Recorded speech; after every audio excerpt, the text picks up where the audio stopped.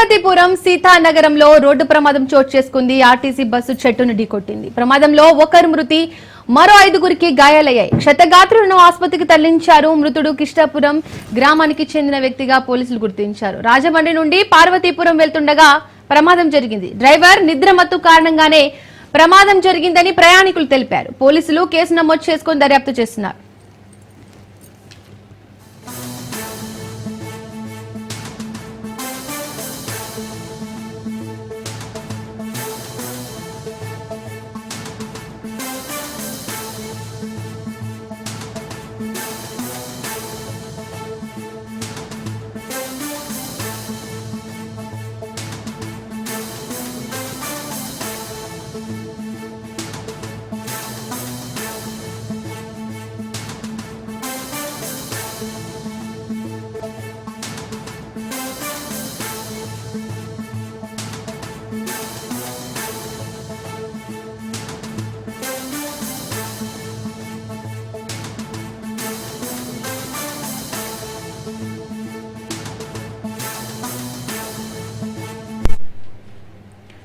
ఈ ఘటనకు సంబంధించి మరిన్ని డీటెయిల్స్ మా ప్రతినిధి సూర్యప్రకాష్ అందిస్తారు. సూర్యప్రకాష్.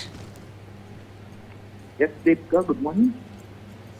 విశాఖ రాజమండ్రి నుండి పార్వతీపురం వెళ్తున్న యొక్క బస్సు ఏదైతే ఉందో, ఆర్టీసీ బస్సు ఏదైతే ఉంది, అది ఉదయం 5:45 సమయంలో అయితే పార్వతీపురం జిల్లా సీతానగరం మండలం మరుపువలస దగ్గర ఒక మలుపు ఉంటుంది. ఆ మలుపు దగ్గర ఒక చెట్టును ఢీకొని తప్పించబోతున్న పరిస్థితుల్లో అయితే పూర్తిగా పొదల్లోకి వాలిపోయిన పరిస్థితి ఉంది. అది పూర్తిగా కూడా బస్సు మొత్తం కూడా పూర్తిగా ధ్వంసమైన పరిస్థితి కూడా కనిపిస్తుంది. ఆ సమయంలో దాదాపు 34 మంది అయితే బస్సులో ఉన్నట్టయితే స్థానికంగా ఉన్న వాళ్ళు అయితే తెలియజేస్తున్నారు. 34లో అయితే ఒక వ్యక్తికి అయితే పూర్తిగా అయితే అక్కడికక్కడే స్పాట్ లో చనిపోవడం అయితే జరిగింది. డ్రైవర్ కూడా ప్రమాదం క్షతగాత్రులుగా ఉండడం అయితే జరిగింది. డ్రైవర్ తో పాటు మరొక 3 వ్యక్తులకు కూడా భారీగా అయితే ఈ యొక్క గాయాలు తగలడంతో అక్కడ స్పాట్ లో ఉన్న పార్వతీపురం హాస్పిటల్, ప్రభుత్వ ఆసుపత్రికి తెలిసిన పరిస్థితి ఉంది. పూర్తిగా క్షతగాత్రులు ఎవరైతే ఉన్నారో వీరు 4 నుండి 5 అయితే భారీగా అయితే వీళ్ళకి దెబ్బలు తగలడంతో అయితే వాళ్ళంతా కూడా పార్వతీపురం జిల్లా ఆసుపత్రికి అయితే తరలించిన పరిస్థితి ఉంది. మృతి చెందిన వ్యక్తి అయితే బొబ్బిలి మండలం కృష్ణాపురంకు చెందిన వ్యక్తిగా గుర్తించారు. దీనికి సంబంధించి అసలు ఏం జరిగిందనే విచారణ అయితే స్థానికంగా పోలీసులు అయితే అక్కడికి చేరుకొని సంఘటన స్థలానికి చేరుకొని విచారణ చేయగా డ్రైవర్ నిద్ర మత్తులో అయితే ఆ సమయంలో కళ్ళు మూసుకున్న సమయంలో ఒక్కసారిగా యొక్క మలుపు వద్ద ప్రమాదం జరిగిందని అయితే ఆ తోటి ప్రయాణికులు అయితే తెలియజేసిన పరిస్థితి ఉంది.